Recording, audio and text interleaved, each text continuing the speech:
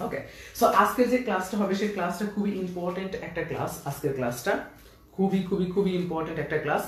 আর আজকের ক্লাসে যে পার্টগুলো নিয়ে আলোচনা করা হবে সেই পার্টগুলো মোস্ট মানে পুরো অর্গানিক কেমিস্ট্রি আমি একবার প্রথম থেকে স্টার্ট করব, একেবারে প্রথম বেসিক, মানে অর্গানিক কেমিস্ট্রিতে কেন কার্বনকে চুজ করা হলো এরকম ভাবে একবারে পুরো বেসিক থেকে স্টার্ট করব। এবং আরেকটা কথা মাথায় রেখে তোমাদের জন্য আমি নোট করছি, পুরো পড়ানো শেষে আমি তোমাদেরকে নোট সাবমিট করব। সো পড়ানো শেষে নোট সাবমিট পাবা তোমরা। সো এটা আসলে তোমাদের তাহলে বুঝতে পারতেছো যে পড়ানো শেষে যদি তোমরা নোট পাও তাহলে তো মানে আই থিঙ্ক তোমাদের অর্গানিক কেমিস্ট্রি নিয়ে প্রবলেম হওয়ার কোনো কথা না। সো সো ক্লাসটা ভালো মতো দেখবা, তাহলে আর কোনো প্রবলেম হবে না। সো আজকে থেকে হচ্ছে আমাদের পড়ানো স্টার্ট হবে অর্গানিক কেমিস্ট্রির প্রথম থেকে। আমি পর্ব আকারে পড়াবো, মানে প্রথম থেকে আমি স্টার্ট করে পুরোপুরি অর্গানিক কেমিস্ট্রিটা পর্ব 1, পর্ব 2, পর্ব 3 এরকম করে পুরো অর্গানিক কেমিস্ট্রিটা আমি শেষ করব। পরপর ভিডিও দিয়ে সকাল 8টায় আমি ম্যাক্সিমাম দিন ক্লাস নেওয়ার ট্রাই করবো, সপ্তাহে 6 দিন সকাল 8টায় ক্লাস নেওয়ার ট্রাই করবো। এরকম ভাবে অর্গানিক কেমিস্ট্রিটা প্রতিদিন শেয়ার করার ট্রাই করবো। আচ্ছা, প্রথমে আসি যে অর্গানিক কেমিস্ট্রিটা মানে কি আসলে জৈব যৌগ বলা হয়েছে। এই পৃথিবীতে আসলে যৌগ কিভাবে আসলো বা কত ধরনের যৌগ আবিষ্কার করা হলো বা শনাক্ত করানো হলো আমি তোমাদেরকে পড়াবো, একটা সিকোয়েন্সে পড়াবো। দেখো পড়ানোর আগে তোমাদেরকে একটা লেকচার শিট বানাইছি, দেন আমি হচ্ছে এখানে মেডিকেল ট্রিক্স লিখছি যে মেডিকেলের জন্য কোন কোন টপিক আসতে পারে, দেন হচ্ছে তোমাদের মানে প্রথম যে পার্টটা বেসিক কতটুকু হইতে পারে এরকম করে আমি পড়াবো, যাতে জিনিসটা তোমরা বুঝতে পারো যে মেডিকেলের জন্য মোটামুটি একটা ভালো প্রিপারেশন নিতে পারো। আজকে জানো যে আজকে হচ্ছে মেডিকেল এক্সাম, সো যারা 21 আছে তারা 1 বছর পরে ঠিক এই টাইমে এর আগে হইতে পারে, তোমাদের ধরো 1 বছরেরও কম সময় আছে তোমাদের মেডিকেল এক্সামের জন্য। সো মেডিকেল এক্সাম ছাড়াও তোমাদের ইঞ্জিনিয়ারিং যদি ড্রিম থাকে, ইঞ্জিনিয়ারিং এক্সাম বলো, সবকিছু বলো, সম্পূর্ণটার ক্ষেত্রেও কিন্তু তোমাদের 1 বছরের কম সময় আছে। যারা 22 এর আছো তাদের হাতেও কিন্তু খুবই কম সময় অ্যাডমিশনের জন্য, এইচএসসি এর জন্য হয়তো বা তোমাদের হাতে 1 থেকে 1.5 বছর সময় আছে। অ্যাডমিশনের জন্য সর্বোচ্চ হলে তোমার 1 থেকে 1 বছর 8 মাসের মতো সময় আছে। সো এত অল্প সময়ের মধ্যে একটা ভালো প্রিপারেশন নয়, এটা কিন্তু আসলেই অনেক বেশি কঠিন। সো এখন হচ্ছে তোমরা একটু কমেন্টে বলে ফেলো যে আচ্ছা আরাফাত হোসেন ভাই কেমন আছেন? আলহামদুলিল্লাহ ভালো আছি। আশরাফুজ্জামান তুমি মেসেঞ্জার গ্রুপে একটু লাইভটা এটা একটু শেয়ার দিয়ে দিও, পরে ওরা দেখে নিবে। সো জৈব যৌগ, সো জৈব যৌগের ডেফিনেশন দেখো, জৈব যৌগ, জৈব যৌগ আমি যদি লিখি যে জৈব যৌগ, এইটার ডেফিনেশন যখনই আমি প্রথমে যদি এটা দিতে চাই যে জৈব যৌগ, এটা ডেফিনেশন দেওয়ার সময় মাথার মধ্যে একটা জিনিস বইয়ের মধ্যে সুন্দর করে লেখা আছে এবং আমাদের মাথার মধ্যে একটা জিনিস ভেসে ওঠে, সেটা হচ্ছে কি কার্বন প্লাস হাইড্রোজেন, এইটাকে জৈব যৌগ বলা হয়। কার্বন এবং হাইড্রোজেন নিয়ে যে যৌগ গঠন করে তাদেরকে জৈব যৌগ বলি। সো হাইড্রোকার্বনকে জৈব যৌগ বলা হইতেছে কারণ কি আমরা বিভিন্ন হাইড্রোকার্বন খুঁজে পাই কোথায়, যেগুলো জৈব অর্গানিক কম্পাউন্ড তাদের মধ্যে হাইড্রোকার্বন খুঁজে পাই। সো এই কনসেপ্টের উপরে বেস করে কিন্তু আমরা বলতেছি আসলে জৈব যৌগ কিন্তু কার্বন এবং হাইড্রোজেন। সো এই কার্বন এবং হাইড্রোজেন যারা বলবে তারা প্রথমে একটা রং কথা বলবে, কারণ কখনো সায়েন্স বলে নাই যে কার্বনের সাথে হাইড্রোজেনই মাস্ট থাকবে, হাইড্রোজেন ছাড়াও আরো অনেকগুলো অ্যাটম কিন্তু থাকতে পারে। সো জৈব যৌগে যদি আমি বলি, জৈব যৌগের প্রথম বেসিকে আমাদের যে জিনিসটা আমাদের জানতে হবে, কার্বনকে পার্মানেন্টলি চুজ করা হয়েছে, কার্বনকে পুরোপুরি পার্মানেন্টলি কার্বনকে চয়েস করা হয়েছে। তাহলে জৈব যৌগের প্রথম পার্ট হচ্ছে ডেফিনিশনের প্রথম পার্ট, কার্বনকে পুরোপুরি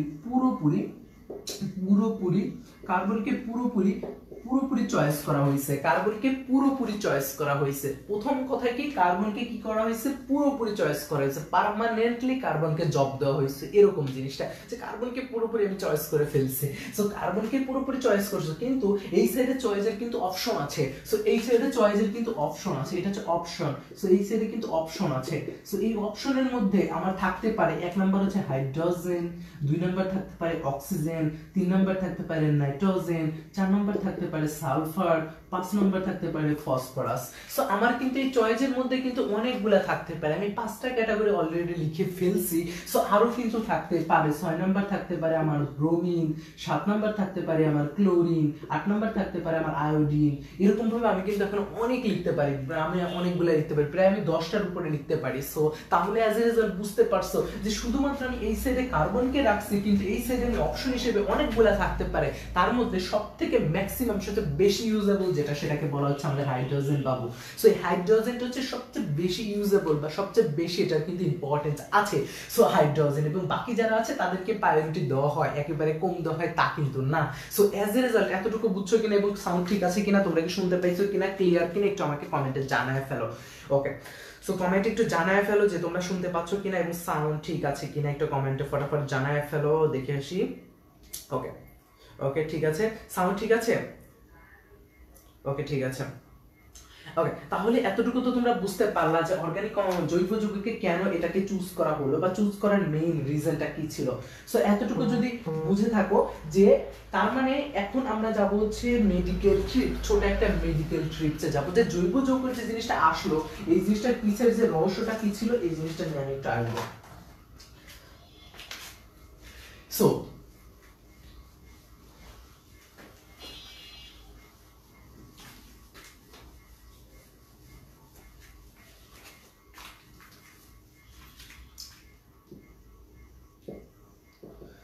মেডিকেল ট্রিপস তার মানে জৈব প্লাস অজৈব, আমি যদি লিখি জৈব প্লাস অজৈব এই দুটাকে একটু ভাঙার ট্রাই করি, জৈব প্লাস অজৈব এই দুটাকে যদি একটু ভাঙার ট্রাই করি তাহলে দেখো তো কি আসে। জৈবটা কোথায় পাওয়া যায় একেবারে চিন্তা করার, অজৈব কোথায় পাওয়া যায়। জৈব যে অংশটা আমরা বলি, যেরকম আমরা জৈব সার, জৈব সার আসলে এই জৈব যৌগ কোথা থেকে আসছে উৎপত্তি নিয়ে আমাদের হচ্ছে আজকের পড়া। সো জৈব সার আমরা কিন্তু প্র্যাকটিক্যালি বলি বিভিন্ন জৈব সার তৈরি করি, এগুলো তৈরি করি, এগুলো কি আসলে বিভিন্ন জৈবিক পদার্থের কিন্তু গাঠন মানে থেকে মানে কাঠামো থেকেও কিন্তু আসতেছে, মানে ওদের শরীরাবৃত্ত থেকেও কিন্তু আসতেছে। জিনিসটা এরকম যে তুমি একটা গাছ থেকে তুমি যখন মাটিতে হিউমাস তৈরি হলো ওখান থেকে কিন্তু জৈব যৌগ তৈরি হচ্ছে, সো জৈব সার তৈরি হচ্ছে। আমরা বলি জৈব সার, আমরা অজৈব সার কিন্তু বলতেছি না, অজৈব সার কিন্তু আরেক রকম আর জৈব সার কিন্তু একরকম। আমরা বলি যেটা থেকে হিউমাস তৈরি করতে সেটা জৈব সার।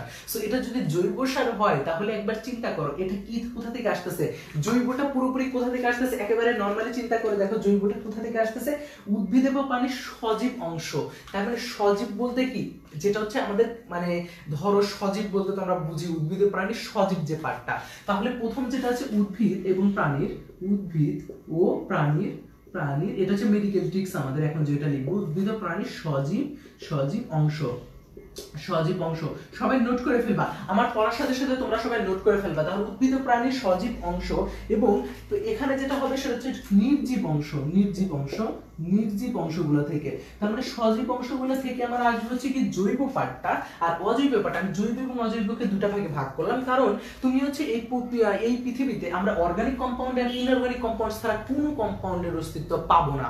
সো জৈব এবং অজৈবকে যদি আমি ভাগ করে ফেলি তাহলে জৈব যৌগের কোন অংশটা থেকে আমরা আসবে উদ্ভিদ ও প্রাণীর সজীব অংশ থেকে, সজীব অংশ থেকে আসবে হচ্ছে আমাদের জৈব অংশ আর নির্জীব অংশ থেকে আসবে অথবা খনিজ পদার্থ থেকে আসবে, খনিজ পদার্থগুলো তোমার হচ্ছে কি অজৈব। সো খনিজ পদার্থ অথবা নির্জীব অংশ এটা হচ্ছে অজৈব। এটা মেডিকেল প্রশ্ন এগুলো আসতে পারে যে অজৈব কে পাওয়া যায় কোথা থেকে বা অজৈব পাওয়া যায় মানে জৈব পাওয়া যায় না নিচের কোনটা থেকে, জৈব যৌগগুলো পাওয়া যায় না নিচের কোনটা থেকে। সো এরকম প্রশ্ন মেডিকেলে আসতে পারে নিচের কোনটি থেকে জৈব যৌগ পাওয়া যায় না। সো এতটুকু আসতে পারে। এবার আসবো জৈব হচ্ছে 1815 সালে সর্বপ্রথম জৈব যৌগ আবিষ্কার করা হয় কত সালে, 1815 সালে। এটা কিন্তু একটা পুরো একটা কাকতারুয়ার একটা ঘটনার মতো, এই ঘটনার থেকে কিন্তু এই জিনিসটা ডিসপ্লে হইছে কত সালে, 1815 সালে। কত সাল, 1815 সাল। ওকে, আমি একটু তোমাদের কমেন্ট দেখে আসি তোমরা কি বুঝতে পারতাছো কিনা একটু কমেন্টে জানায় ফেলো। এবং ওকে তাহলে 1815 সাল, এগুলো মেডিকেল ট্রিক্স, সো মেডিকেলের জন্য এগুলো রাখবেন। এবং 1815 সালে একটা মতবাদ ছিল যে মতবাদটা পুরোপুরি জৈব যৌগকে এক্সপ্লেন করতে দরকার হতো, সেটা হচ্ছে জীবনী শক্তি মতবাদ। এই মতবাদটার নাম কি, জীবনী শক্তি মতবাদ। তাহলে যে মতবাদটা ছিল সেই মতবাদটার নাম হচ্ছে জীবনী শক্তি মতবাদ। সো এখন কমেন্টে আমাকে বলো তো এই জীবনী শক্তি মতবাদ, এই মতবাদটা কে দিয়েছে এই জৈব যৌগকে, এইখানে জৈব এবং অজৈব এই দুইটা ভাগে ভাগ করছে কত সালে এবং কে ভাগ করছে। তোমরা কি আসলে জানো যে কোন সায়েন্টিস্ট এত বড় একটা জিনিস করছিল যে জিনিসটা নিয়ে উপরে ডিপেন্ড করে ইনঅর্গানিক এবং অর্গানিক দুটা কেমিস্ট্রির পার্ট আসে, একটা হচ্ছে ইনঅর্গানিক পার্ট একটা অর্গানিক পার্ট। সো কেমিস্ট্রির এই দুটা পার্ট হচ্ছে কেমিস্ট্রির সবচেয়ে বড় পার্ট, যেটা আমাদের প্র্যাকটিক্যাল লাইফে সবচেয়ে বেশি ইম্পর্টেন্ট আছে। তো কে পারবা যে জৈব এবং অজৈব এই দুটাকে কত সালে এইটাকে ভাগ করা হয় এবং জীবনী শক্তি মতবাদটা দেখো 1815 সালে দেওয়া হয়েছে, কিন্তু জৈব এবং অজৈব এই পার্টটাকে ভাগ করা হয়েছে কত সালে? কেউ কি বলতে পারবা কিনা একটু আমাকে একটু জানাও, আমি একটু দেখবো কমেন্টে যে কে বলতে পারো। সো একটু কমেন্টে জানাও। হ্যাঁ, second paper second chapter Juhi, আমি অর্গানিক কেমিস্ট্রি পুরো ডিটেইলসে পড়াবো, বেসিক ধরে মেডিকেল ট্রিক সহ সুন্দর করে লিখে পড়াবো, যেন তোমরা মেডিকেলের জন্য প্রিপারেশন হইতে পারে বা ঢাকা ভার্সিটির জন্য হইতে পারে, ইঞ্জিনিয়ারিং এর জন্য হইতে পারে। সো এরকম ভাবে পড়াবো। ওকে, তাহলে একটু বলো তো, আচ্ছা বার্জেলিয়াস, আমি তোমার কথাটা নিচ্ছি, বার্জেলিয়াস এটা বলছো হচ্ছে, বার্জেলিয়াস বলছো কি, দাঁড়াও আমি একটু দেখে আসি। বার্জেলিয়াস বলছো হচ্ছে লিজন মাহমুদুল হাসান লিজন, বার্জেলিয়াস নামটা বলতে পারছো, গুড, বার্জেলিয়াস। ওকে, সো এখন কত সালে বার্জেলিয়াস এটা করে? আচ্ছা, ওকে, উপরে দেখবা সে রুটিন আছে, প্রতিদিন ক্লাস হবে, প্রতিদিন রেগুলার ক্লাস নিব, আমি তোমাদের জৈব যৌগটা শেষ করে দিব। সো বার্জেলিয়াস বলছো, তাহলে বার্জেলিয়াসের নামটা আসলো, এখন বার্জেলিয়াস কত সালে এটাকে ভাগ করে জৈব এবং অজৈব? তোমরা একটু কমেন্টে ফটাফট জানাই দাও, দেখবো আমি কত সালে তোমরা এটা মানে তোমরা জানো কিনা, এটা একটু দেখবো সেটা কত সালে বার্জেলিয়াস। ওকে, এটা কত সাল হবে কেউ কি জানো কত সালে? এবং বার্জেলিয়াস কোন দেশের বিজ্ঞানী ছিল সেটা? এটা হচ্ছে 1808 সালে। দেখো কত প্রশ্ন আছে, যে প্রশ্নগুলো আমরা কিন্তু জানি না, এগুলো মেডিকেলে আসে, যে জৈব এবং অজৈবকে ভাগ করা হয় কত সালে। সো এটা কত সালে কিন্তু জৈব এবং অজৈব এই ধারণাটা দেওয়া হয়, সেটা দেয়া হচ্ছে তোমার বার্জেলিয়াস, এটা দেয় কত সালে? 1808 সালে। 1808 সালে যে ধারণাটা দেয়া আছে, 1815 সালে তো তোমার হচ্ছে জীবনী শক্তি মতবাদ দেয়, কিন্তু এই ধারণাটা সর্বপ্রথম ও দেয়, তারপর এখান থেকে জৈবকে ওরা জীবনী শক্তি মতবাদ কনসেপ্ট দিয়ে ব্যাখ্যা করে জৈবটাকে, আর অজৈবটাকে কিন্তু অন্যভাবেই রেখা দেয়। সেটা 1860 সালে বিজ্ঞানী হচ্ছে সুইডিশ বিজ্ঞানী, সুইডিশ বিজ্ঞানী। সো সুইডিশ বিজ্ঞানী Berzelius, it's a great important part medical tricks এটা। সো এই এতটুকু হচ্ছে মেডিকেল ট্রিক্স, এইটা হচ্ছে মেডিকেল ট্রিক্স। এখান থেকে প্রশ্ন আসতে পারে কোন দেশের বিজ্ঞানী? সুইডিশ বিজ্ঞানী। কত সালে? 1808 সালে। 1815 সালে জীবনী শক্তি মতবাদ দেয়, জৈব এবং অজৈবকে ভাগ করে, নির্জীব অংশের উপর ডিপেন্ড করে, উনি হচ্ছে অজৈব ভাগ করে এবং জৈবকে ভাগ করে উদ্ভিদ এবং প্রাণীর সজীব অংশ থেকে, এবং যেটাকে জীবনী শক্তি মতবাদের উপরে কনসেপ্ট দিয়ে দাঁড় করায় সে ভাগ করে। এখন প্রশ্ন, এই বার্জেলিয়াস কি আসলে জৈব শক্তির মানে জৈব যৌগের কি জনক? এই জৈব যৌগের জনক কি আসলে বার্জেলিয়াস বিজ্ঞানী? তোমার ওই কি জনক? যদি ও জনক হয় কিনা, জনক কিনা সেটা একটু কমেন্টে জানাও, তোমরা কি জানো কিনা যে আসলে জৈব যৌগের জনককে, তোমরা কি জানো কিনা? ওকে, এইবার আসবে জৈব যৌগ, যার ছাড়া কোনো সময় কল্পনাই করা যাইতো না। আমরা জৈব যৌগর সব থেকে ইম্পর্টেন্ট যে জায়গাটা যে রাখছে, সেই বিজ্ঞানীর জীবন কাহিনী এবং তাদের খেলাধুলা নিয়ে আলোচনা করব। সো এখন একটা মজার কথা লিখবো, দেখো, খেলতে খেলতে আবিষ্কার, আমি একটু মজা করে পড়াইতে পছন্দ করি। খেলতে খেলতে আবিষ্কার, তোমরা হ্যান্ড পেয়ে যাবে, এটা হচ্ছে নোট পেয়ে যাবা, আর হচ্ছে তোমাদের স্লাইড বানাবো, ইন্টারেক্টিভ বুকও বানানোর আমাদের প্ল্যান আছে। আবিষ্কার, আমরা জৈব যৌগ একটু আবিষ্কার। ওকে, সো খেলতে খেলতে আবিষ্কার, এই পার্টটা দ্বারা আসলে কি বুঝাইছি একটু চিন্তা করে দেখো তো। খেলতে খেলতে আবিষ্কার, সো খেলতে খেলতে আবিষ্কার বলতে আমি এখন বুঝাবো যে জৈব যৌগ আমরা আজকে পাইছি কোন জিনিসের উপরে ভিত্তি করে। অ্যাজ এ রেজাল্ট আমি কি আসলে একটা সায়েন্টিস্ট? আমি কি কখনো সায়েন্টিস্ট হতে পারবো? তুমিও কিন্তু একটা সায়েন্টিস্ট হতে পারবা, যদি তোমার সায়েন্টিস্ট হওয়ার মতো কোনো একটা কোয়ালিটি থাকে। সায়েন্টিস্ট হওয়ার কোয়ালিটি হচ্ছে দুইটা, একটা হচ্ছে কিউরিওসিটি থাকা, আর একটা হচ্ছে কোনো কিছুর উপরে লেগে থাকা। সো লেগে থাকে, কিউরিওসিটি থাকে, এই দুইটা থাকলে তুমি সায়েন্টিস্ট হওয়ার একটা প্রবণতা তোমার মধ্যে আছে। সো এই যে খেলতে খেলতে আবিষ্কার, এটা হচ্ছে ইউরিয়া কনসেপ্ট। এই কনসেপ্টটাকে বলা হচ্ছে ইউরিয়া কনসেপ্ট, আমি এটাকে বলি ইউরিয়া কনসেপ্ট। এইটা হচ্ছে পুরোপুরি ডিইউ বা মেডিকেল 7 স্টার। আমি এখানে বললাম এটা হচ্ছে ডিইউ বা মেডিকেলের জন্য কয় স্টার? 7 স্টার। এখান থেকে পরীক্ষায় ডিইউ বা মেডিকেলে আসার প্রবণতা অনেক বেশি। এটা কি খেলতে খেলতে আবিষ্কার। আমি এখানে লিখলাম মাঝে হচ্ছে ইউরিয়া, মাঝে কি লিখলাম? ইউরিয়া।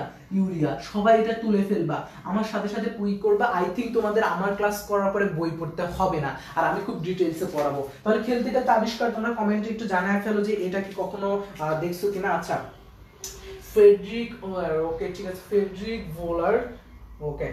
ওকে ঠিক আছে, তোমরা দেখলাম যে ভালোই তো মোটামুটি তোমরা এগুলো জানো বা এটা সম্পর্কে জানো। ওকে ঠিক আছে, এর পরের যে পার্টটা আসবে সে পার্টটা খুব ইম্পর্টেন্ট। এখন বলো তো, আমি এখানে ইউরিয়া লিখলাম, রিজনটা কি? আমি এটাতে কি করতে চাচ্ছি? সো আমি এই ইউরিয়াটা আবিষ্কার করলো হচ্ছে কত খ্রিস্টাব্দে, ইউরিয়াটা হচ্ছে 1824 খ্রিস্টাব্দে এই এই আবিষ্কারটা হয়েছিল। 1828 খ্রিস্টপূর্বে। এখন প্রশ্ন, এই 1828 খ্রিস্টপূর্বে এই কি নিয়ে খেলছিল, কি নিয়ে খেলে ইউরিয়া আসলো? ও কি করতেছিল, ও একটা ল্যাবে আমি সায়েন্টিস্টের নামটা একটু পরে বলবো, সায়েন্টিস্টের নামটা অলরেডি জেনে গেছে, কমেন্টে জানায় ফেলছো, সেই জন্য আমি নামটা একটু পরে বলবো। ও যেটা করছিল যে ইউরিয়া এখানে আছে, ধরো এখানে ইউরিয়া আছে, ও কিন্তু একটা খেয়াল মানে একটা জিনিস বানাতে চাচ্ছিল। ধরো ও তোমার অ্যামোনিয়াম ক্লোরাইড নিচ্ছিল, অ্যামোনিয়াম ক্লোরাইডের সাথে ধরো হচ্ছে তোমার হচ্ছে lead cyanide, ammonium chloride NH4Cl, ammonium ক্লোরাইডের সাথে লেড সায়ানাইড CnO2, অ্যামোনিয়াম ক্লোরাইডের সাথে ও কি করলো, লেড সায়ানাইড নিল, লেড সায়ানাইড নিয়ে ও কি করলো, অ্যামোনিয়াম সায়ানাইড তৈরি করলো NH4, ammonium Cn, ammonium cyanide ও কিন্তু প্রোডিউস করলো। সো এখানে যখন হচ্ছে অ্যামোনিয়াম সায়ানাইডটা প্রোডিউস করলো, এখন ও কি করলো, এই অ্যামোনিয়াম সায়ানাইডে ও জানতো না যে আসলে কি প্রোডিউস হচ্ছে, কিছুই জানতো না। ও হচ্ছে লেড ক্লোরাইড এবং এইটা দুটার মধ্যে খেলতে মানে হচ্ছে ও জাস্ট হচ্ছে রসায়ন গাড়ে এই দুইটাকে একসাথে করছে, করার পরে দেখো যে এইটা প্রোডিউস হলো। এইটা প্রোডিউস হওয়ার পরে এই অংশটাকে ও কি করলো, শুনেছিল তাপমাত্রা, সামনে দেখে আগুন, ও আগুন দেখে আগুনের মধ্যে এই জিনিসটাকে দিছে, বা মানে হয়েছে কি আগুনের নিচে, আগুনের উপরে দিছে। যখন আগুনের উপরে দিছে এটা হিট অ্যাবজর্ব করছে মানে হিট গ্রহণ করছে। যখন এটা হিট গ্রহণ করে ফেললো, হিট গ্রহণ করলেই কিন্তু তৈরি হয়ে গেল আমাদের ইউরিয়া, এইখানে যে রিঅ্যাকশনটা হবে সেই রিঅ্যাকশনের নাম হচ্ছে পুনর্বিন্যাস।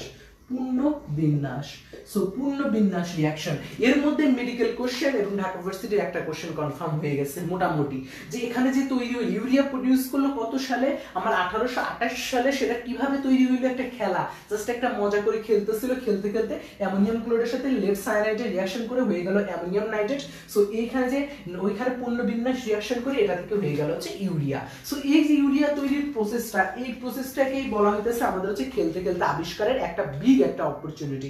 সো আই থিংক তোমরা বুঝতে পারতেছো, এলবি না পিবি, লেট এলবি লিখেছো, আচ্ছা ঠিক আছে, গুড, লেট এলবি লিখেছো। সো এখন হচ্ছে তোমার হচ্ছে জৈব ফেডরিক ওগুলোকে বলা হচ্ছে ফেডরিকের নাম তোমরা সবাই জানো, ফেডরিককে বলা হচ্ছে জনক। কিসের জনক? জৈব যৌগের জনক। কারণ ফ্রেডরিক প্রথম দেখাইছিল ওইখানে আমাদের আমরা ওখানে আমাদের যে ইরোডটা ছিল ও বলে দিছিল যে জৈব যৌগ কখনো কোনো মানে জৈব যৌগ কখনো তোমার কি করা যাবে না, মানে ধরো যে পরীক্ষাগারে তৈরি করা যাবে না। ওখানে বলা হয়েছিল যে জৈব যৌগ কখনো পরীক্ষাগারে তৈরি করা যাবে না। তো জৈব যৌগ যদি পরীক্ষাগারে না তৈরি করা যায়, কিন্তু ফেডরিক কি করলো, পরীক্ষাগারের মধ্যে গলমানি করতে খেলতে আবিষ্কার করে ফেললো ইউরিয়া। তখন ফেডরিক বললো যে ভাইয়া তুমি তো বলেছো যে জৈব যৌগ পরীক্ষাগারে তৈরি করা যায় না, কিন্তু আমি তো তৈরি করে ফেললাম। তখন তার কথাটা চলে আসলো ভুল, না হলে কিন্তু আমাদেরকে বার্জেলিয়াসকে কিন্তু ইম্পর্টেন্সি অনেক বেশি দেওয়া হইতো, কিন্তু সেটা না দিয়ে কি হলো, ফ্রেডরিককে দেওয়া হলো। কারণ ফ্রেডরিক একমাত্র যেটা বিপ্লব ঘটাইলো সেটা হচ্ছে পরীক্ষাগারে তৈরি করলো। কারণ পরীক্ষাগারে তৈরি করার জন্য আজকে 80 লক্ষেরও অধিক জৈব যৌগ পাওয়া যায়। আজকে কত জৈব যৌগ পাওয়া যায়? 80 লক্ষেরও অধিক। কারণ জৈব যৌগ প্রতিনিয়ত তৈরি হচ্ছে, এখন প্রায় 80 লক্ষ থেকে আরো বেশি হয়ে গেছে, 1 কোর প্লাস হয়ে গেছে আই থিঙ্ক। সো এটা আসলে আনলিমিটেড হয়ে গেছে। আমাদের বইয়ে হয়তো অনেক বই লেখা আছে 80 লক্ষ, অনেক বই 80 লক্ষ কোনো লেখা এরকম ভাবে লেখা আছে 80 লক্ষের অধিক, তার মানে 80 লক্ষই না, 80 লক্ষের অধিক, 80 লক্ষের অধিক অনেক বেশি হইতে পারে। সো এই জিনিসটা বুঝাইছে। সো আমরা অ্যাজ এ রেজাল্ট আমরা এতটুকু বুঝতে পারছি যে আচ্ছা আরেকবার বুঝাই দিব। ওকে, কোথায় আরেকবার বুঝাই দিব আমাকে একটু বলো। এখানে ও কি করলো, খেলতেছে। ধরো ওর হচ্ছে ও আগে আমাদের কনসেপ্ট এরকম ছিল যে কখনো কোনো সায়েন্টিস্ট চিন্তা ভাবনা করছিল না যে জৈব যৌগকে কোনোভাবে পরীক্ষাগারে বানানো সম্ভব। কারণ বার্জেলিয়াস বলা হয়েছে যে পরীক্ষাগারে কখনো জৈব যৌগ বানানো সম্ভব না, ও একমাত্র জৈব আর অজৈবকে ভাগ করছে। কিন্তু ফ্রেডরিক কি করলো, ও পরীক্ষাগারে একটা রিঅ্যাকশন করতেছিল অ্যামোনিয়াম ক্লোরাইড, ওই অ্যামোনিয়াম ক্লোরাইড এবং হচ্ছে লেড নিয়ে কাজ করতেছিল, লেডের হচ্ছে নাইটের অংশ নিয়ে কাজ করতেছিল। এখন এইটাও করতে রিঅ্যাকশন ঘটানোর পরে ওর এই প্রোডাক্টটা তৈরি হয়ে গেছে। হওয়ার পরে ও কি করলো, সেটা হচ্ছে তাপ দিছে। তাপ দিলে পরে কি হয়, কার্বন চেইন গুলো পুনর্বিন্যাস করে। পুনর্বিন্যাস বলতে কি, ওই সময় জানতো না কার্বন চেইন পুনর্বিন্যাস করে। কুট করে দেখলো যে এটা থেকে ইউরিয়া তৈরি হয়ে গেল। ইউরিয়া হয়ে গেছে। তার মানে কার্বন চেইন পূর্ণ বিন্যাস বলতে কি আমরা জানি এটার মধ্যে কার্বন চেইনের পূর্ণ বিন্যাস হয়, আমরা এতটুকু জানি। নাইট্রোজেনের সাথে এই জিনিসটা হয়েছে, তো পূর্ণ বিন্যাস রিঅ্যাকশনের মাধ্যমে ইউরিয়া তৈরি হয়ে গেছে। ওর মাথার মধ্যে তখন চক্কর কেটে গেছে, ইউরিয়া তো জৈব যৌগ, আমার এখান থেকে যেটা পাইছে সেটা তো জৈব যৌগ।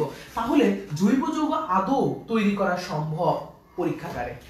এর জন্য কিন্তু 1828 সালে জনক হিসেবে খেতাব দেওয়া হয় ফ্রেডরিককে। সো ফ্রেডরিককে কেন জনক হিসেবে জৈব যৌগের খেতাব দেয়, এটা হচ্ছে তার রিজন।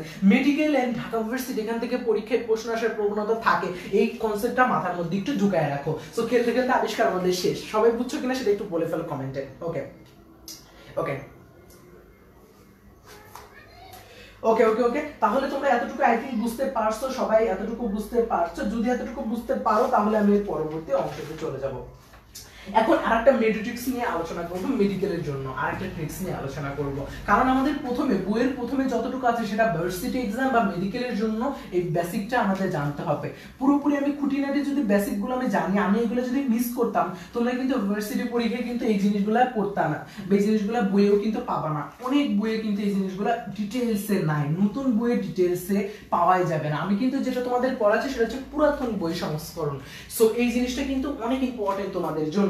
আর এর সাথে আমি হ্যান্ড নোট প্রোভাইড করব, তোমরা তো বুঝতে পারতেছো। এবার আমি আসবো হচ্ছে মেট্রিক্সের প্রথম অংশ, যে জৈব যৌগ, মেট্রিক্সের ফার্স্ট অংশ যেটা হচ্ছে আমাদের জৈব যৌগকে কেন এত ভালোবাসা জৈব যৌগের সাথে কার্বনের। সো ভালোবাসাকে আজকে উত্তোলন করব বা ভালোবাসাকে আজকে ডিসপ্লে করব। সো আজকে ভালোবাসাকে ডিসপ্লে করব আমরা। ওকে, তাহলে আমি লিখতে পারি কেন, কেন, সো সবাই একটু হাসবে এখন, কেন কার্বনের সাথে এত প্রীতি, এর সাথে কেন কার্বন এর সাথে এত প্রীতি, পিরিতি। সো দেখো কেন কার্বনের সাথে এত পিরিতি, তার মানে জিনিসটা তারা বুঝাইতেছে আমি কার্বনকে কেন এত চয়েস করছি, এত ভালোবাসি কেন। সবাই সকালবেলা একটু মুডটা সুন্দর করো, একটু কমেন্টে জানাও যে কার কার মুড ঠিক আছে, কে কে মোটামুটি ভালো আছো। ওকে, কে কে ভালো আছো? সবাই ভালো আছো? সবাই ঘুম থেকে কি মানে ঘুমের মধ্যে কি মোবাইল করতেছো? আচ্ছা ভাই, আমরা কি ভালোবাসা পাবো? আচ্ছা ভাই, আমরাও কি ভালোবাসা? হ্যাঁ, তোমরাও তো ভালোবাসা পাচ্ছ। সো তোমাদেরকে ভালোবেসে শিখাচ্ছি না, তাহলে তোমরা তো ভালোবাসা পাচ্ছ। Okay good. সো তাহলে এখন যে পার্টটা নিয়ে আলোচনা করবো সেটা হচ্ছে কেন কার্বনের সাথে এত প্রীতি। এই পার্টটা মোস্ট ইম্পর্টেন্ট, কারণ জৈব যৌগের বেসিক এখান থেকে স্টার্ট হবে, মোস্ট ইম্পর্টেন্ট বেসিক। তাহলে এইখানে আমি যে জিনিসটা করব, কেন কার্বনের সাথে এত প্রীতির প্রথম অংশে কার্বনকে কেন চয়েস করা হলো, কার্বনের মধ্যে আসলে কি আছে যে কার্বনকে চয়েস করা হলো, কার্বনের মধ্যে আসলে কি আছে, এই কার্বনের মধ্যে আসলে কি আছে যে কার্বনকে চয়েস করার প্রথম কারণটা আসলে কি। সো আমার এখানে কিন্তু অনেক কিছু আছে, কিন্তু পার্মানেন্ট ভাবে আমি কার্বনকে কেন চয়েস করব, কার্বনের সাথে কেন সারা জীবন সংসার করব, আমার প্রশ্ন হচ্ছে এটা। কার্বনের মধ্যে নিশ্চয়ই এমন কিছু আছে যেটা আমাকে মুগ্ধ করছে, এরকম জৈব যৌগকে মুগ্ধ করছে কার্বন, এমন কিছু আছে যেটা জৈব যৌগকে মুগ্ধ করছে, তার জন্য কার্বনকে চয়েস করা হয়েছে। এখন অ্যাজ এ রেজাল্ট কার্বনের চয়েস করার জন্য আমি তোমাদেরকে একটা ছোট না ছন্দ লিখে দিব, এই ছন্দ থেকে আমি হচ্ছে এইটার পুরো ডিটেইলসে ব্যাখ্যা যাব, যাতে তোমরা জীবনে কখনো না ভুলো। ওকে, সো ছন্দটা হচ্ছে ঋষি, আচ্ছা ঋষি ক্যাটরিনাকে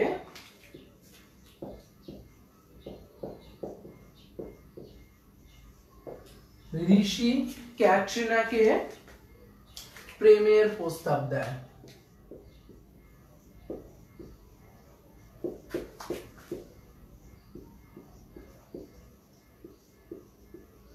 ঋষি ক্যাটরিনাকে প্রেমের প্রস্তাব দেয়।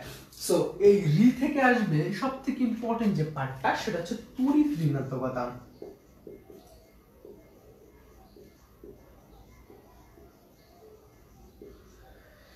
স থেকে আসবে সমানতা,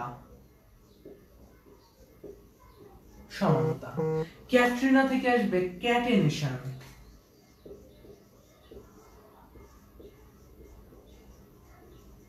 সবাই উঠায় ফেলবা। প্রেম থেকে আসবে বলতো কি, পলিমারাইজেশন, পলিমারকরণ। এবং ব থেকে আসবে বলতো কি, বন্ধন শক্তি।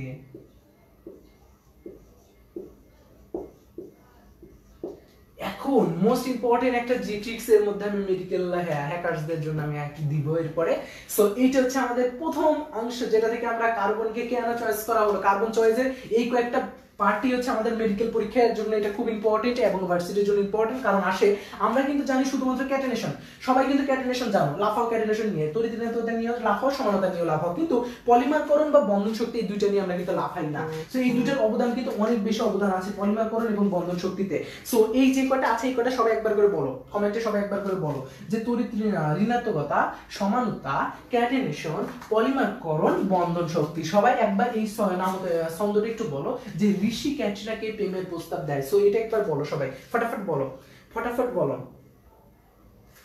ওকে ওকে, সবাই তুমি ক্যাটেনেশন বলছো, দেখছো সাইদ খালেদ তুমি ক্যাটেনেশন বলতেছো। সো আমি যেটা লিখছি সেটা সবাই একবার করে বলো তো, ফটাফট একবার বলো যে আমি যেটা লিখছি সেটা ফটাফট একবার বলে ফেলো। ওকে, সবাই একবার বলে ডান বলে ফেলো, সবাই একবার বলে ডান বলে ফেলো।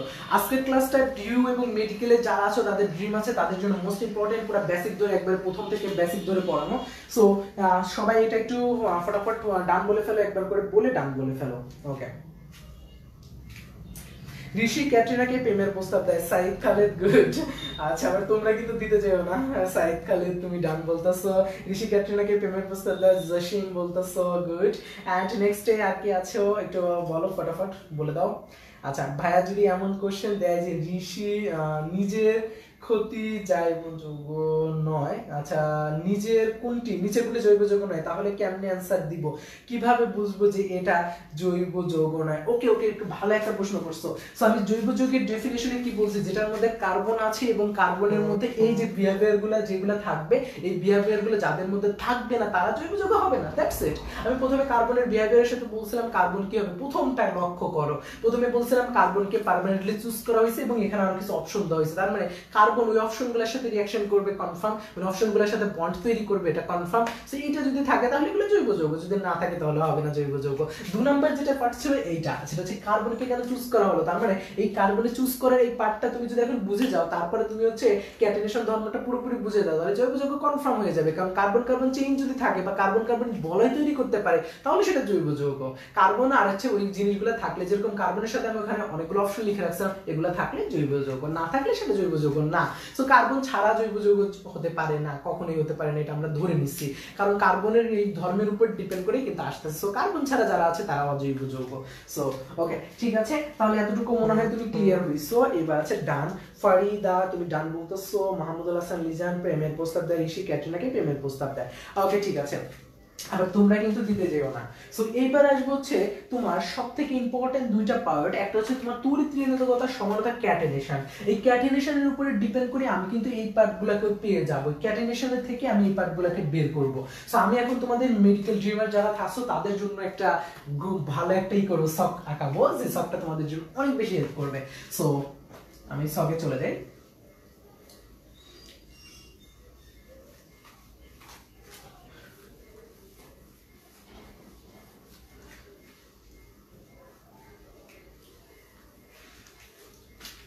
ওকে, সো সেটা হচ্ছে তোমার, চলো ক্যাটরিনাকে, চলো ক্যাটরিনাকে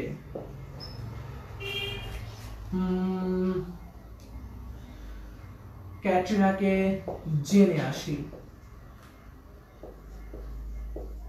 মানে এখন আমি ক্যাটরিনার ভিতরে প্রবেশ করব। সো আমি চলো ক্যাটরিনাকে কেটে ফেলি বা জেনে আসি, এরকম সামথিং, যে ক্যাটরিনাকে এখন আমি ভাগ করব। সো ক্যাটরিনাকে কি করব, আমি ভাগ করব। ক্যাটরিনা থেকে কি আসবে, ক্যাটেনেশন। সো ক্যাটেনেশন আমি যদি এখানে করি ক্যাটেনেশন, ক্যাটেনেশন। সো এই ক্যাটেনেশনকে এখন আমি আগের মতো করে, এটা হচ্ছে আমাদের মেডিকেল যারা আছো, মেডিকেল, মেডিকেল থেকে শুরু করে বেসিক, বেসিক, এটা মেডিকেল অথবা বেসিক, এইটার জন্য খুব ইম্পর্টেন্ট, যারা বেসিক স্ট্রং করতে চাও যে ক্যাটেনেশনকে কেন চুজ করা হলো, এখন আমি এটাকে শেয়ার করব, শ্রেণী করব। তাহলে প্রথম হচ্ছে কি, ক্যাটেনেশনের প্রথম অংশ হচ্ছে ক্যাটেনা, ক্যাটেনা, দেখো ক্যাটেনা আমরা জানি হচ্ছে কি ক্যাটেনা, ক্যাটেনা মানে হচ্ছে chain, chain, chain, chain, chain মানে কি শিকল, শিকল। এই শিকলটা কার কার, কার্বন কার্বন যদি শিকল হয়, কার্বন প্লাস কার্বন যদি শিকল হয়, তাহলে সেটা হয় ক্যাটেনেশন। তাহলে ক্যাটেনা মানে চেইন বা শিকল, কার্বন কার্বন শিকল মিলে হলো ক্যাটেনেশন। তাহলে ক্যাটরিনা থেকে আসলো ক্যাটেনা, ক্যাটরিনা থেকে কি আসলো ক্যাটেনা, ক্যাটেনা থেকে আসলো কি চেইন, ক্যাটেনার মানে কি চেইন, চেইন মানে বাংলায় বলে শিকল, কার্বন কার্বন শিকল হলে সেটাকে বলে ক্যাটেনেশন। সো কার্বন কার্বন শিকল হলে সেটাকে বলতেছে আমরা ক্যাটেনেশন। সো কমেন্ট একটু জানাই দাও তোমাদের, কমেন্টটা আমি একটু দেখে আসি যে হ্যাঁ ওকে গড ডান, ওকে ঠিক আছে। সো কার্বন কার্বন যেটা আছে সেটা আসলে কি ক্যাটেনেশন। সো এবার আসবো ভালোবাসার গল্প। সো ভালোবাসার গল্প প্রথমে আছে, আরে ভাই এত ভালোবাসা, সেটা কার মধ্যে, sp3 এর মধ্যে। সো ক্যাটেনেশনের দ্বিতীয় ধর্ম হচ্ছে কার্বন কার্বনের মধ্যে sp3 হাইব্রিডাইজেশন কনফার্ম থাকার প্রবণতা আছে। এখন প্রশ্ন, ভাই আমাকে এত প্রায়োরিটি দিলা, আমার দুটো ভাই এখনো পড়ে আছে, ওই দুটো ভাইকে কি প্রায়োরিটি দিবা না? অর্গানিক কেমিস্ট্রি তোমাকে চুজ করা হলো। এখন প্রশ্ন, এই কার্বনের মধ্যে আবার এমন বন্ড তৈরি করা যায় যে বন্ডের মধ্যে sp2 এবং sp3 হাইব্রিডাইজেশন সম্ভব, sp অথবা sp2 হাইব্রিডাইজেশন সম্ভব। সো শুধুমাত্র যে আমি sp3 হাইব্রিডাইজেশন দিয়েই কিন্তু হব না, sp2 বা sp হাইব্রিডাইজেশনও কিন্তু পসিবল। কারণ sp3 হাইব্রিডাইজেশনের মধ্যে আমরা যেটা পাচ্ছি সেটা হচ্ছে সিঙ্গেল বন্ডের মধ্যে sp3 হাইব্রিডাইজেশন, আর sp2 হাইব্রিডাইজেশন হচ্ছে কোথার মধ্যে আমরা পাচ্ছি, এটা বলো তো ডাবল বন্ডে, আর ট্রিপল বন্ডের মধ্যে sp হাইব্রিডাইজেশন পাচ্ছি। এই জিনিসটা বুঝে নাও যে আমি কি পাচ্ছি, কার্বনের আরেকটা ক্যাটেনেশনের আরেকটা লজিক ছিল কি, যে sp3 হাইব্রিডাইজেশন সম্ভব, যেটা কার্বনের এই ধর্মটা ক্যাটেনেশনের মধ্যে ছিল, যে কার্বন কার্বন যে চেইন করে ওই চেইনের মধ্যে sp3 হাইব্রিডাইজেশন পসিবল, প্রতিটা কার্বনের মধ্যে sp3 হাইব্রিডাইজেশন হয়। এবং আরেকটা কনসেপ্ট ছিল sp3 হাইব্রিডাইজেশনের পাশাপাশি প্রতিটা কার্বনের মধ্যে sp2 হাইব্রিডাইজেশন সম্ভব, sp হাইব্রিডাইজেশন সম্ভব। সো এই যে জিনিসটা ছিল, এইটার উপরে ডিপেন্ড করে কিন্তু আমাদের sp3d, এরকম কোনো কনসেপ্ট নাই যে sp3d হবে বা sp3d2 হবে, এরকম না, sp3 অথবা sp2 অথবা sp। এই sp2 কোথায় হয়, যেটা হচ্ছে ডাবল বন্ড, আর sp কোথায় হয়, যেখানে ট্রিপল বন্ড থাকে, আর sp3 যেখানে সিঙ্গেল বন্ড থাকে। এটা হচ্ছে আমাদের ছিল খুব ইম্পর্টেন্ট একটা পার্ট, ক্যাটেনেশনের আরেকটা বিহেভিয়ারের মধ্যে এই জিনিসটা ছিল। এবার হচ্ছে যেরকম করোনার মধ্যে কি হইতে পারে না, আমরা কিন্তু অন্যের সাথে মিশামিশি কম করি, তার মানে এই ক্যাটেনেশনের আরেকটা বিহেভিয়ার যদি আমি ব্যাখ্যা করতে যাই সেটা হচ্ছে কি, মেলামেশা কম করো, সুস্থভাবে জীবনযাপন করো। তার মানে কি হচ্ছিল, যেটা মেলামেশা কম করো, সো সুস্থভাবে জীবনযাপন করো। তার মানে মেলামেশা কম করো বলতে এখানে বুঝাইতেছে যে বাহিরের লোকের সাথে মেলামেশা করা যাবে না। তার মানে ওই কার্বন ওরা ইন্টারনালি যে রিঅ্যাকশন দিয়ে চেইন করে, চেইন কিন্তু ওরা নিজেদের মধ্যে চেইন করে, ওরা কিন্তু বাহিরের লোকের সাথে চেইন করে না। সো এইটাই বুঝাইতেছে যে নিজেদের মধ্যে ক্যাটেনেশনের আরেকটা ধর্ম বলেছে, তুমি যে চেইন করতেছো, যে চেইনের মধ্যে তুমি নিজেদের মধ্যে মেলামেশা করো, বাহিরের লোকেদের সাথে করতে হবে না। সো এই যে পার্টটা, এই পার্টটাই হচ্ছে তোমার ক্যাটেনেশনের আরেকটা ফর্মুলা। সো এই জিনিসটা আমাদের মাথায় রাখতে হবে, এই জিনিসটা জানতে হবে ক্যাটেনেশনের। তাহলে ক্যাটেনেশন সম্পর্কে আমরা জাস্ট কতটুকু জানতাম, ক্যাটেনেশন কিভাবে আসলো, ক্যাটেনা থেকে চেইন থেকে শিকল আসলো। ক্যাটেনেশনের মধ্যে আমরা দেখতে পারলাম যে sp3 হাইব্রিডাইজেশন হচ্ছে, sp2 sp হাইব্রিডাইজেশন হচ্ছে, এবং হচ্ছে এটা কি করে, মেলামেশা কম করে, মানে নিজেদের মধ্যে এটা সবসময় তৈরি করে হচ্ছে বন্ডিং, বাইরে কিন্তু এটা ওরকম বন্ডিং তৈরি করে না। সো এই হচ্ছে আমাদের ক্যাটেনিনা বা ক্যাটেনেশন নিয়ে আলোচনা, ক্যাটেনেশনের হালকা একটু আলোচনা, বাট এখনো ক্যাটেনেশনের পুরো ডিটেইলস আলোচনা আমরা যাই নাই। সো এতটুকু পুরোপুরি থাকলো। এখন হচ্ছে আমি আসবো বেসিক একটা পার্ট নিয়ে, ওকে।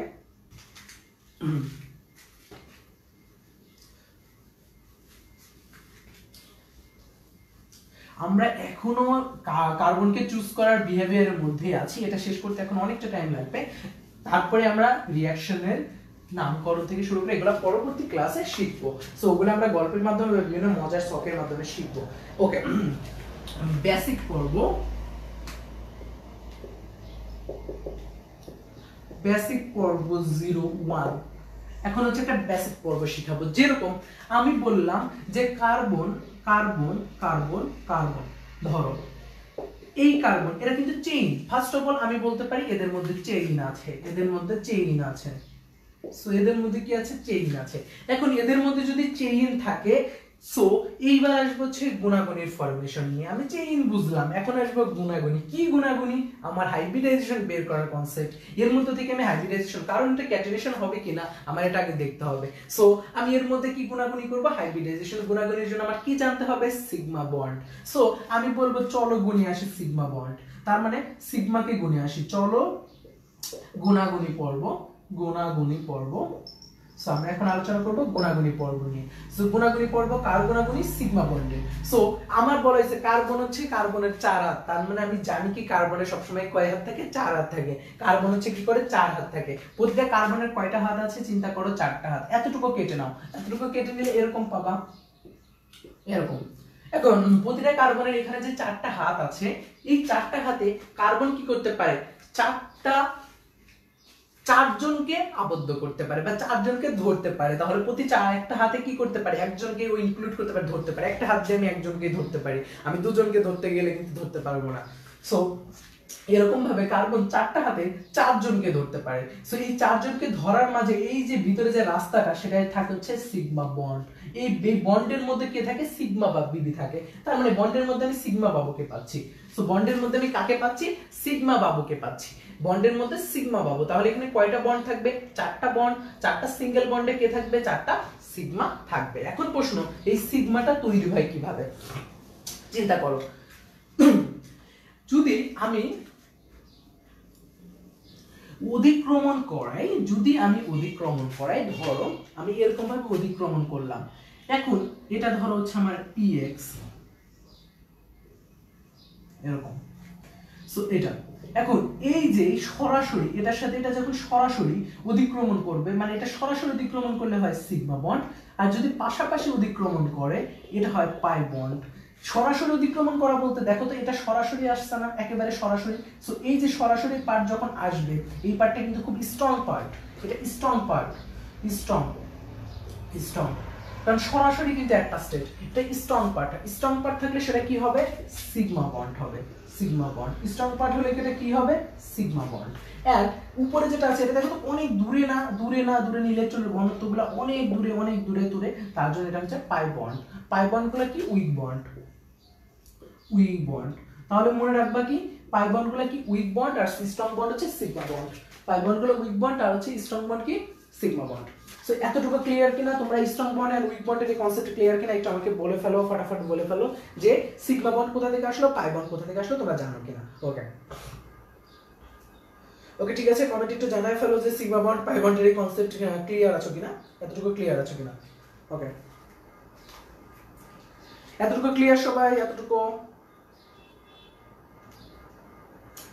ওকে।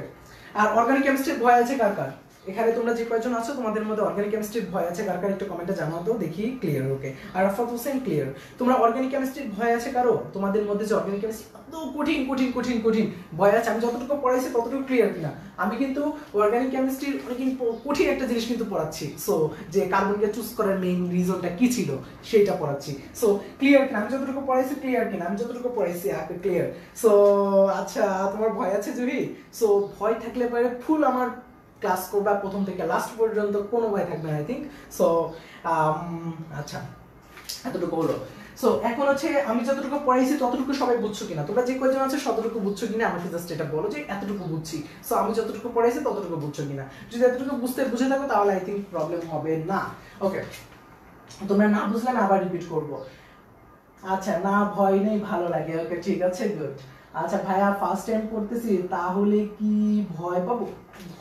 আচ্ছা, আমার পরে কি ভয় পেয়েছো? আমি যতটুকু পড়াইছি এতটুকু আনক্লিয়ার আছো? তা আনক্লিয়ার না থাকো তাহলে তো ভয় পাবা, আর যদি ক্লিয়ার থাকো তাহলে কখনোই ভয় পাবা না। কারণ যখন কোনো একটা জিনিসকে যদি আমি সহজভাবে নিই, আমার মনের মধ্যে যদি ভয় ঢুকে যায় যে এই জিনিসটা আমি পারবো না, তাহলে তুমি পারবে না। সো ভয় ঢোকাবা না মনের মধ্যে। অর্গানিক কেমিস্ট্রি খুব ইজি। এটা মনে করো রিয়াকশন তৈরি হয় পৃথিবীতে খুব অল্প একটা ছোট একটা জিনিসের উপরে। আমি মনে করি যে একটা রিয়াকশন তৈরি হওয়ার দুটো বেসিক কনসেপ্ট আছে। কারণ সবাই কি যেরকম আমরা সবাই যাযাবর হিসেবে কেউই কিন্তু থাকতে পছন্দ করি না। যাযাবর বলতে আসলে রিভার জিপসিসকে বলা হচ্ছে।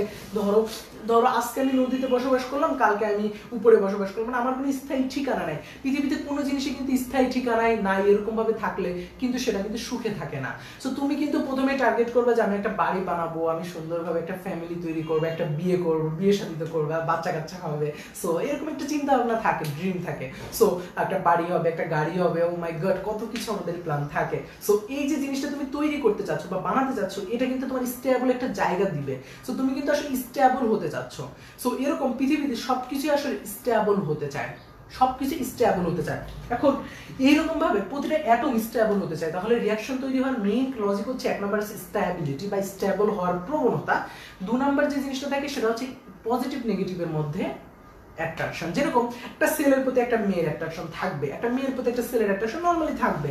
সো এরকম একটা ইলেকট্রন একটা প্রোটনের প্রতি অ্যাট্রাকশন থাকবে, এই প্রোটনের থেকে ইলেকট্রনের অ্যাট্রাকশনটা বেশি। তার মানে হচ্ছে এরকম ইলেকট্রন কিন্তু প্রোটনের কাছে যাচ্ছে, ইলেকট্রন কিন্তু সবসময় প্রোটনের কাছে যাচ্ছে। এই কনসেপ্টটা যদি মাথার মধ্যে থাকে যে ইলেকট্রন থেকে প্রোটনের মধ্যে ট্রান্সফার করে দিচ্ছে, আর বেশি আছে সে দিয়ে দিচ্ছে, এই অ্যাট্রাকশনের জন্য হচ্ছে।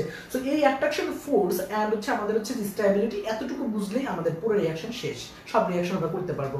এই দুইটাকে বলা যায় universal law of chemistry, universal law of তোমার কেমিক্যাল মেকানিজম। সো এই মেকানিজম ইউনিভার্সাল ল, এই দুইটা। সো এই দুইটার উপর ডিপেন্ড করে হচ্ছে। সো আই থিংক তোমরা বুঝতে পারছো যে কেমিস্ট্রিটা এত ইজি না, সরি এত কঠিন না, জাস্ট এই দুইটা ল আর হচ্ছে ব্যয়ের উপরে ডিপেন্ড করে সবটা জলদি হয়।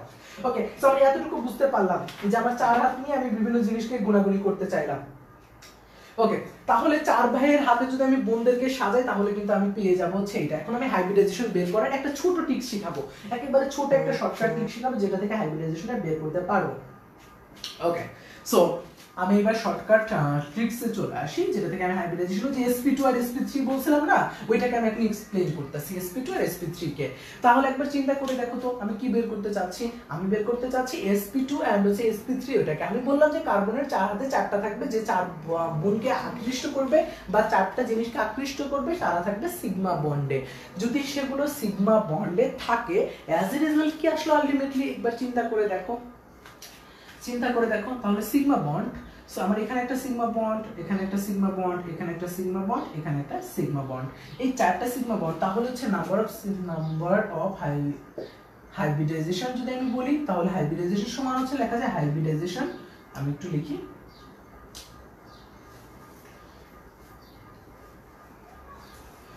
সংকরায়ন সমান হচ্ছে number of sigma bond plus loan pair electron, number of sigma bond plus loan pair electron. তাহলে সংকরায়ন সমান কি লিখলাম, number of sigma bond plus loan pair electron. আচ্ছা, এখানে কি কোনো লন পেয়ার ইলেকট্রন আছে কার্বনে? কোনো লন পেয়ার ইলেকট্রন নাই। তাহলে নাম্বার অফ সিগমা বন্ড কত, 4, প্লাস লন পেয়ার ইলেকট্রন কত, loan pair electron 0, as a result কত হলো, 4 আসলো। 4 সমান কি আসে, প্রথমে s আসলো, তারপরে p সর্বোচ্চ কয়টা হবে, 3টা। তাহলে 4 সমান লেখা যায় কি, sp3। তাহলে 4 সমান কি লিখতে পারলাম, sp3। তাহলে দ্যাটস ইট, হাইব্রিডাইজেশন কত আসলো, এটা sp3 হাইব্রিডাইজেশন। তাহলে প্রথমেই বলা হয়েছিল sp3 যদি আমার সিঙ্গেল বন্ডে থাকে আমি বলছিলাম sp3 হবে। একইভাবে যদি এখন ডাবল বন্ডের ক্ষেত্রে কল্পনা করি তাহলে কি আসে, ধরো আমার একটা এখন ডাবল বন্ড আছে। সো আমি কার্বনের 4টা হাতের একটা হাতে ডাবল বন্ড আছে আর 2টা হাত কি আছে, খালি আছে। তাহলে এখানে আছে একটা সিগমা বন্ড, এখানে সিগমা বন্ড, ডাবল বন্ডের একটা আছে সিগমা, একটা আছে পাই। কারণ আমি যে বলছিলাম যেখানে যদি ডাবল বন্ড থাকে আমার পাশাপাশি যেটা আছে সেটা হবে কি, আমার হচ্ছে পাই বন্ড, আর যেটা হচ্ছে একবার পুরোপুরি আছে সেটা হচ্ছে কি সিগমা বন্ড। তাহলে এখানে ডাবল বন্ড থাকলে উপরেটা হবে পাই, নিচেটা সিগমা। তাহলে ধরো একটা হচ্ছে আমার পাই, একটা হচ্ছে আমার সিগমা। তাহলে কয়টা সিগমা বন্ড আসবে, 3টা। তাহলে নাম্বার অফ সিগমা বন্ড কয়টা আসবে, এখানে 3টা আসবে, নাম্বার অফ সিগমা বন্ড আসবে 3 প্লাস 0, অ্যাজ এ রেজাল্ট আসবে আলটিমেটলি 3 সমান লেখা যায় একটা s, 2টা p। দেখো sp2 হাইব্রিডাইজেশন, তার মানে ডাবল বন্ড থাকলে sp2 হাইব্রিডাইজেশন, যদি একটা ডাবল বন্ড থাকে sp2 হাইব্রিডাইজেশন দেখাবে। এবার আসবো যদি আমার একটা ট্রিপল বন্ড থাকে তাহলে কি হবে, একটা ট্রিপল বন্ড আর একটা খালি। সো এখানে একটা কি থাকে, সিগমা বন্ড, এখানে একটা পাই বন্ড, এখানে একটা পাই বন্ড, এখানে একটা সিগমা বন্ড। কারণ এখানে 2টা পাই বন্ড হয়ে গেল, একটা পাই বন্ড, একটা পাই বন্ড, মাঝে হচ্ছে সিগমা বন্ড ট্রিপল বন্ডে। সো এটা পাই বন্ড, মাঝে সিগমা বন্ড। সো এটা সিগমা বন্ড আমার হলো, আর 2টা পাই বন্ড দুই সাইডে আছে, যেটা উইক বন্ড। পাই বন্ডগুলোকে কাউন্টেবল না। সো কাউন্টেবল যদি না হয় তাহলে এখানে কত হবে, 2 হবে, তাই না? এখানে হবে কত 2 প্লাস 0, আলটিমেটলি কত আসবে sp, আলটিমেটলি কি আসবে sp। আই থিংক তোমরা বুঝতে পারছো যে এখানে sp কে কেন চুজ করা হলো, দ্যাটস ইট। আমি sp ও কিন্তু আমার অর্গানিক কম্পাউন্ডে হচ্ছে, সো অর্গানিক যৌগগুলো তৈরি করতে আমার কি দরকার, তিন ধরনের হাইব্রিডাইজেশন পাইলাম। একটা হচ্ছে sp3 যেটা সিঙ্গেল বন্ডে পাবো, s তার মানে অ্যালকেনের ক্ষেত্রে পাবো যেটা, এটা হচ্ছে sp3 হাইব্রিডাইজেশন। অ্যালকিনের ক্ষেত্রে যেটা পাবো সেটা হচ্ছে sp2 হাইব্রিডাইজেশন প্রতিটা কার্বনে, এন্ড অ্যালকাইনের ক্ষেত্রে যেটা পাবো সেটা হচ্ছে sp হাইব্রিডাইজেশন। আই থিংক তোমরা এতটুকু বুঝতে পারছো, আমি যতটুকু বুঝাইছি আই থিংক বুঝতে পারছো। ওকে, যদি তুমি এতটুকু বুঝে থাকো তাহলে একটু কমেন্টে জানাও যে ভাই আমি বুঝছি, পুরোটা ক্লিয়ার। সো এতটুকু ক্লিয়ার আছে কিনা, আমি sp নিয়ে হাইব্রিডাইজেশন নিয়ে একটু গল্প বললাম। সো পাই বাবুর হচ্ছে আমি একটা ছোট এখানে তোমাদের হচ্ছে নোটে আমি লিখে রাখছি, একটা গল্পের মতো করে লিখে রাখছি বা একটা ছোট মজা করে একটা কথা লিখছি, এগুলো তোমরা পেয়ে যাও, প্রোভাইড করবো আমি নোটটা, কোনো সমস্যা নেই। এতটুকু পুরো ক্লিয়ার কিনা? জসিম ওকে শেয়ার ভাইয়া, আপনার মোটিভেশনাল ভিডিও দেখে আর কোনো আচ্ছা আর কোনো মেয়ে দেখি না, আচ্ছা গুড, ভালো ভাইয়া। সংকরণ সূত্রটা একটু বুঝায়া দেন, গুড। এটা হচ্ছে সংকরণের একবারে নরমাল সূত্র হচ্ছে number of pi sigma bond plus loan pair electron. Loan pair মানে মুক্ত জোড় ইলেকট্রন, তার মানে নাম্বার অফ সিগমা বন্ড, তুমি নাম্বার অফ যতটুকু সিগমা বন্ড নিবা, যে আমার সিগমা বন্ডটা কতটুকু, মানে না কতগুলা সিগমা বন্ড আছে সেটা, এবং হচ্ছে লন পেয়ার ইলেকট্রন কতগুলো আছে।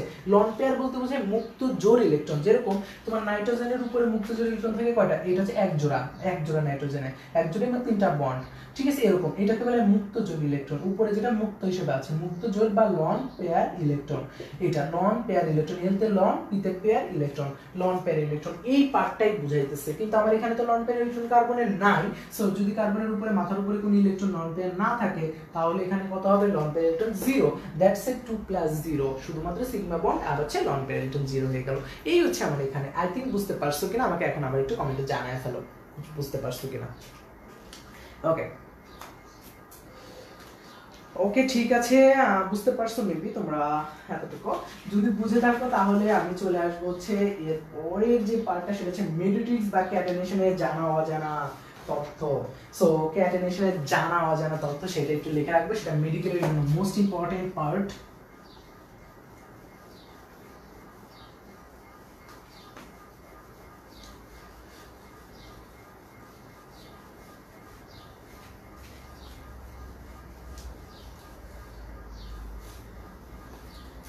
ডিউ এবং মেডিকেলের জন্য 7 স্টার পার্ট এখন পড়াবো। 7 স্টার একটা জিনিস আমি একটু ব্যাখ্যা করব সুন্দর করে। সো ক্লাসটা কেমন? আচ্ছা ক্লাসে ভাইয়া sp3 টা একটু বলেন ভাইয়া। sp3 আচ্ছা sp3 যে জিনিসটা হচ্ছে, দেখো তো আমার এখানে যেটা হইলো sp3 কার্বনের ক্ষেত্রে, দেখো তো এখানে চারটা হাত, তাহলে এখানে একটা সিগমা বন্ড, এখানে একটা সিগমা বন্ড, এখানে একটা সিগমা বন্ড, এখানে একটা সিগমা বন্ড, চারটা সিগমা বন্ড। তাহলে হাইব্রিডাইজেশন কি হবে? হাইব্রিডাইজেশন হবে 4 প্লাস আমার লন পেয়ার ইলেকট্রন কি আছে নাই 0।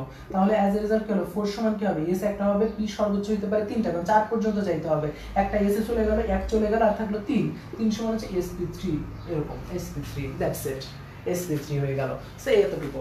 এইবার আসবো হচ্ছে জানা অজানা তত্ত্ব নিয়ে, ক্যাটেনেশনের জানা অজানা তত্ত্বর গল্প কাহিনী। সো ওকে, ক্যাটেনেশনের জানা অজানা বা ক্যাটরিনার জানা অজানা, ক্যাটেনেশন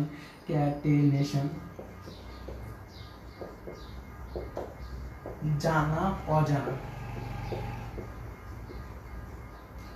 ক্যাটেনেশনের জানা অজানা কাহিনী, গল্প কাহিনী। তাহলে প্রথমে জানা অজানা গল্প কাহিনীর মধ্যে আমরা দেখে আসি যে এর মধ্যে কি পাইলাম আমরা, ক্যাটেনেশনের মধ্যে পাই বাবুর কোনো প্রায়োরিটি নাই, প্রথমেই বলা হলো পাই বাবুর নো প্রায়োরিটি, পাই বাবুর নো প্রায়োরিটি। প্রথমে যেটা বললাম ক্যাটেনেশনের পাই বাবুর নো প্রায়োরিটি, তার মানে পাই বন্ধন সিগমা। আচ্ছা ক্যাটেনেশনের প্রথমে বললাম পাই বাবুর কোনো প্রায়োরিটি আমরা দিচ্ছি না। তারপর ক্ষুদ্র ব্যাসার্ধ, ক্যাটেনেশনের আরেকটা জিনিস দরকার, সেটা হচ্ছে ক্ষুদ্র ব্যাসার্ধ। ক্যাটেনেশন হওয়ার জন্য যেটা সবথেকে ইম্পর্টেন্ট ছিল সেটা হচ্ছে ক্ষুদ্র ব্যাসার্ধ। যদি আমার ব্যাসার্ধটা খুবই ক্ষুদ্র ছিল তার জন্য, কারণ কার্বনের যে ব্যাসার্ধটা সেই ব্যাসার্ধটা কিন্তু খুবই ক্ষুদ্র, যেটার মান হচ্ছে একেবারে ছোট 0.077। সো এই মানটা কিন্তু খুবই ক্ষুদ্র। সো এত ক্ষুদ্র একটা মানের জন্য কিন্তু আমার ক্যাটেনেশনে এটা কিন্তু সম্ভব হয়েছিল। এবার আসে হচ্ছে খুব মজার একটা ট্রিক্স নিয়ে। কার্বন বাবুর এত চয়েস যে লিথিয়ামকে আর ফ্লোরিনকে, কার্বন বাবুর এত চয়েস যেটা হচ্ছে লিথিয়াম এবং ফ্লোরিনের, যদি তুমি তড়িৎ-ঋণাত্মকতা গড় করো লিথিয়াম এবং ফ্লোরিনের তড়িৎ-ঋণাত্মকতা গড় করো, তাহলে আসে কত দেখো তো, তোমার হচ্ছে কত আসে 1 + 4, অ্যাজ এ রেজাল্ট কত আসে 5 কে যদি তুমি 2 দিয়ে ভাগ করো তাহলে রেজাল্ট আসে 2.5 আড়াই 5। এই 2.5 গড় করলে কার্বনের মানে তড়িৎ-ঋণাত্মকতা পাওয়া যায়। সো ক্যাটেনেশন সেই জন্যই কিন্তু আমার পসিবল হয়েছে। ক্যাটেনেশনের এই জিনিসটা খুবই ইম্পর্টেন্ট ছিল, যে লিথিয়াম এবং ফ্লোরিনের তড়িৎ-ঋণাত্মকতা গড় করলে আমরা কি পাচ্ছি, কার্বনের তড়িৎ-ঋণাত্মকতার মান পাচ্ছি। তার জন্য ক্যাটেনেশনের তোমার হচ্ছে কার্বনকে চুজ করার বা ক্যাটেনেশন ধর্মটা কার্বন কেন দেখায়। এরপর আসে হচ্ছে কার্বনের মধ্যে তোমার 30 থেকে 70টা যদি কার্বন পরমাণুর একটা চেইন করে, ক্যাটেনেশনের মধ্যে এরকম থাকতে হবে 30 থেকে 70। সো মিনিমাম 30 থেকে 70 পর্যন্ত কার্বনের একটা থাকতে হবে, চেইন থাকতে হবে। কার্বন চেইন কত থাকতে হবে, 30 থেকে 70 এর মধ্যে কার্বন চেইন থাকতে হবে। এবার আসলে বাকি বল সম্পর্কে, কার্বন 60 কে বাকি বল বলা হয়, এটা অনেক ইম্পর্টেন্ট। কার্বন 60 কে কি করা হচ্ছে, বাকি বল। আমরা কিন্তু এটা জানি বাকি বল। এটা কি করে, কার্বন 60 হলে একটা বলের মতো কনফিগারেশন তৈরি করে, এরকম একটা বলের মতো কনফিগারেশন তৈরি করে, যেটা এটার সাথে এটা যুক্ত, এটার সাথে এটা যুক্ত, এরকম যুক্ত, সবার সাথে সবাই লিংকেজ, সবাই এরকম একটা বলের মতো লিংক তৈরি করে, তার জন্য এটা কি বলা হচ্ছে, বাকি বল। সো এরকম কার্বন 60 যদি থাকে একসাথে যুক্ত অবস্থায় থাকে কার্বন 60, এটাকে বলা হচ্ছে কি বাকি বল। সো অ্যাজ এ রেজাল্ট তুমি বুঝতে পারতেছো এটা কতটা ইম্পর্টেন্ট। এগুলো এমসিকিউ এর জন্য, এগুলো এমসিকিউতে আমাদের প্রথম বেসিক বা ভালো মতো এই বেসিকগুলো জানলে এমসিকিউটা মোটামুটি তোমার ক্লিয়ার হয়ে যাবে। সো আমি এখানে কি করলাম, বাকি বল। এবার আসে বন্ধনের তোমার হচ্ছে বন্ধনের ধরো হচ্ছে উচ্চমান। ওকে, বন্ধনের উচ্চমান। এইবার যেটা আসবে সেটা হচ্ছে বন্ধনের উচ্চমান। আমি কোথায় লিখবো, এখানে লিখি। সো আমি ক্যাটেনেশনের আরেকটা কারণ হচ্ছে, ক্যাটেনেশনের হওয়ার আরেকটা রিজন হচ্ছে বন্ধনের উচ্চমান। তার মানে বন্ধনের যে মানটা, বন্ধনটা খুবই স্ট্রং বন্ড, কার্বন যে বন্ধনটা করে সেই বন্ধনটি খুবই উচ্চ মান, সেটা ভাঙতে তোমার 347 কিলো জুল পার মোল এনার্জি দরকার। খুবই বেশি, 347 কিলো জুল। কার্বন বন্ড ভাঙতে 347 কিলো জুল পার মোল এনার্জি দরকার। এটা মোস্ট ভাইটাল একটা পার্ট। এই পার্টের জন্যই আসলে কার্বন এতটা স্ট্রংলি কিন্তু অ্যাটাচড থাকে। এইটার জন্য এই বন্ধনের উচ্চমানটার জন্য কত 347। এত তুমি বইয়ে কিন্তু অনেক ডিপ মানে এগুলো নাও পাইতে পারো, সেজন্য এগুলো একটু উঠায় রাখবা।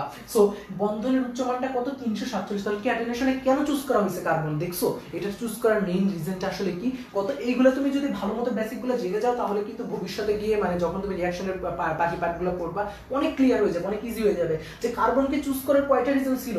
যে পাই বাবুকে প্রায়োরিটি দিচ্ছে না, শুধু সিগমা বন্ডকে প্রায়োরিটি দিচ্ছি নিয়ে কিন্তু কার্বন হচ্ছে হাইব্রিডাইজেশন ক্রিয়েট করলো। তাহলে কার্বনের মধ্যে হাইব্রিডাইজেশন পাইলাম কতটুকু, sp, ক্যাটেনেশনের মধ্যে হাইব্রিডাইজেশন পাচ্ছি sp2 sp3 এন্ড হচ্ছে sp।